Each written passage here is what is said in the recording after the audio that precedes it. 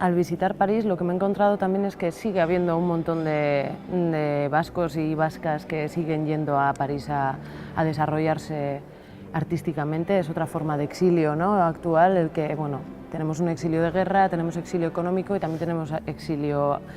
cultural o artístico, ¿no?, de gente que se ve obligada a dejar su tierra para ir allí a desarrollar sus materias, que también era lo que estaban haciendo muchos de los componentes de Eresoinka antes de que se formara la agrupación. Muchos artistas vascos en aquel momento ya estaban en París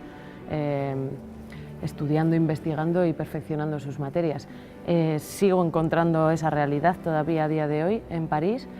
Y luego, bueno, a nivel de qué supuso Eresoinka entonces y qué podemos rescatar hoy, no sé si tanto sobre Eresoinka, pero bueno, por ejemplo, Luis Mariano sigue súper presente en la memoria de los parisinos, sus canciones siguen vivas, como vemos también en uno de los cabarets que aparece en el documental, donde se canta canciones de Luis Mariano como si fuera una auténtica estrella, que todavía, cuando en Eresoinka cantaba, todavía no lo era, pero fue a partir de ahí un poco que comenzó su estrellato.